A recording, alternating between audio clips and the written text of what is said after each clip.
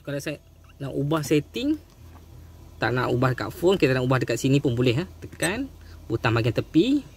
So kita boleh pilih kita nak apa. Record duration, collision.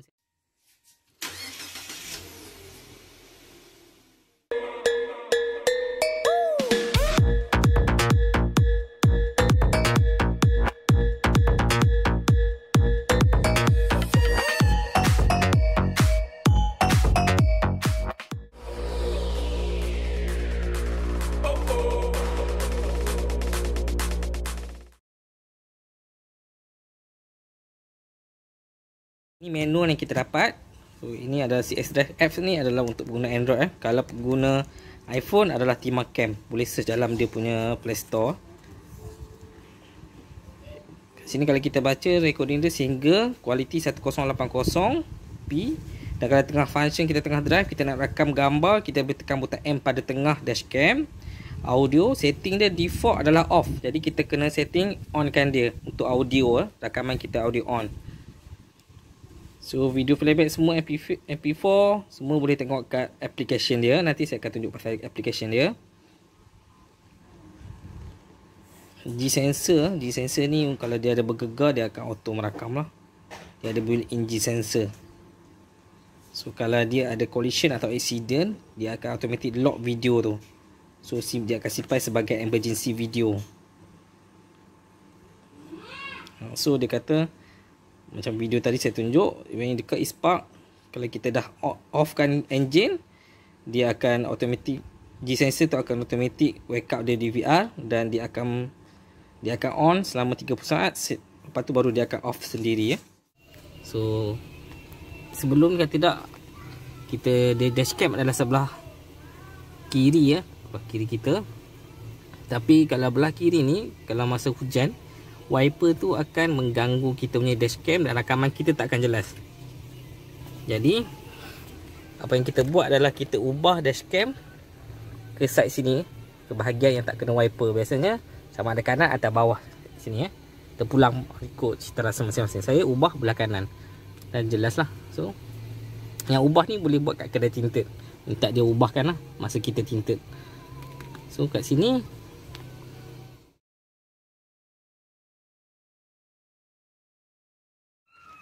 bila kita start kereta, kita punya dashcam akan menunjukkan kita punya ID dan password. Sekejap dia akan tunjuk lah. Dia akan tunjukkan ID dan password kita. Okey, tu ID kita. Kita boleh tukar dan password kita. Ini default password lah. So kalau kita nak connect dengan application dia, so dia akan, kita boleh tahu lah password dia apa. Ni ID wifi kita.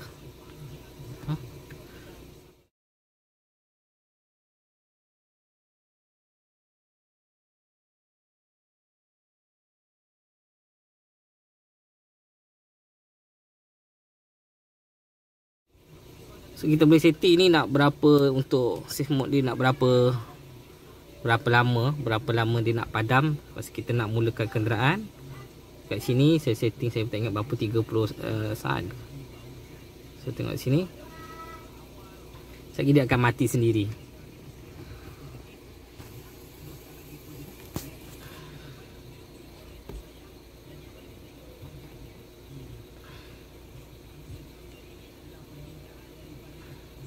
Depan 9.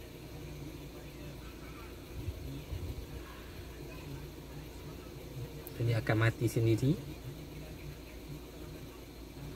Dia bukan mati ya, dia bukan shutdown, dia screen dia gelap. Untuk LED indicator dia ada dua, warna merah dengan warna biru. Kalau kita nak tahu kita punya dashcam tengah buat rakaman video ke tak, ada on warna biru tu dia flashing.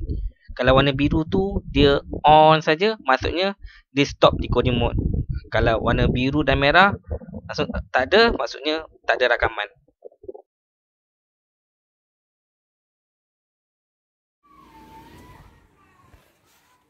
Bila kita matikan enjin,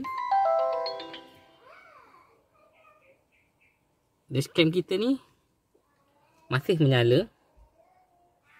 Dia ada tengah rakam mode. dia ada selang masa sebelum dia mati sendiri ya. So saya bagi dia menyala. So ini kita dah power off. Kita nak keluar kereta. Kereta pun dah kunci. So dia ada selang masa dalam 30 saat lebih kurang untuk dia power off. Masa ni tengah rakam lagi lah.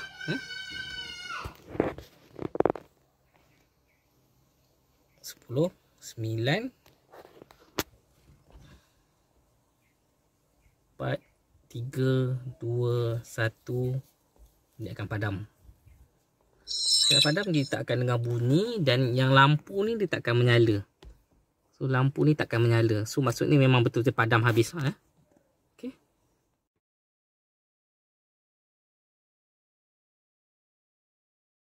Tunjuk macam mana kita nak guna application CS Drive X untuk player Android. Jadi kita onkan Wi-Fi. Masa ni engine kita pastikan dia on lah, ignition on. So kita search Wi-Fi untuk kita punya ID dashcam. So ID dashcam saya Izmat Expander. So masa dia akan connect, tapi dia ada tanpa internet. Kita kembali.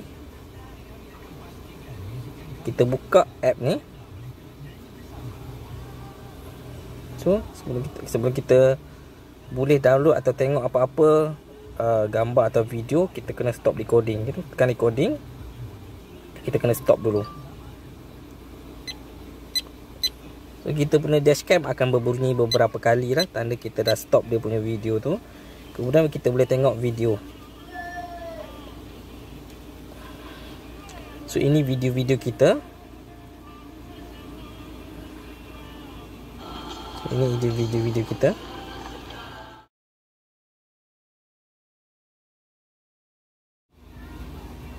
So kita tekan select pada atas. Kalau kita nak download video ni, kita tekan select, butang select pada atas. So kita tekan video yang kita nak download. Kemudian kita tekan download di bawah ni. Kita juga boleh pilih select all ataupun kita boleh delete semua butang kat bahagian bawah ni. Okey. Bahagian atas ni ada emergency. Emergency ni video yang dirakam kita bila kita detect G sensor. Video ni dia takkan delete lah. Dia memang akan dirakam lah. Ini bahagian foto. Okey, foto kalau kita ada ambil gambar. Kalau tengok video sini, saya ada video yang daripada tahun lepas bulan 12 tahun 2020 bulan Disember tahun 2020.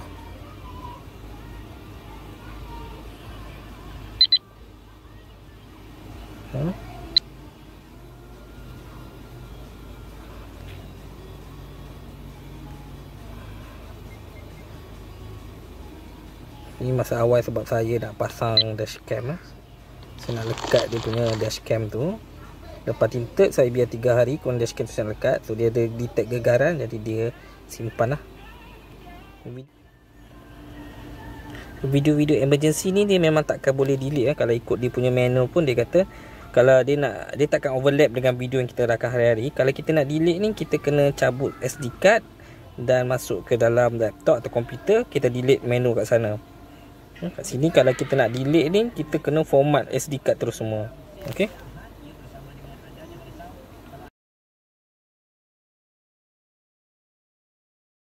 Cara dia punya setting dekat ni. So kita apa-apa pun kita kena stop sebab dia automatik dia berjalan balik. Kalau kita keluar daripada app dia, tengok gambar, tengok video, kita keluar balik, dia akan berjalan.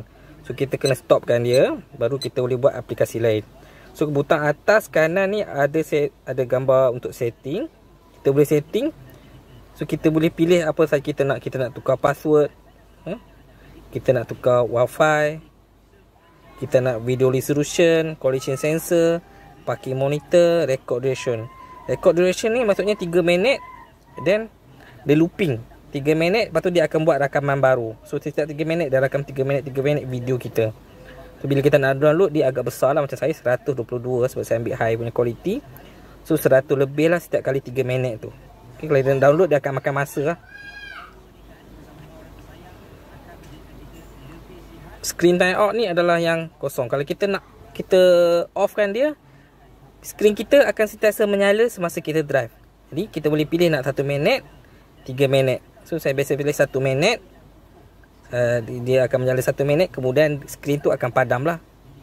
Dia akan padam tapi rekod masih berjalan. Time watermark ni maksudnya ada masa pada kita punya rakaman. Sound enable. So secara default sound enable ni adalah off. Jadi factory setting dia adalah off. Jadi kita kena sound enable ni kita on kan dia. Okay. Ini untuk setting dia. So video resolution dia kita boleh ambil yang paling tinggi lah. Tapi bila ambil paling tinggi ni, walaupun jelas, tapi bila kita nak download ni, dia akan ambil masa sebab dia punya size file besar. Tapi lagi bagus lah kita ambil yang paling tinggi. Collision sensor pun kita ambil yang high lah. Kalau ada dia bergerak sedikit, dia akan merakam lah. Dia akan on kita punya dashcam. Okay. Pakai monitor ni saya biasa off kan lah.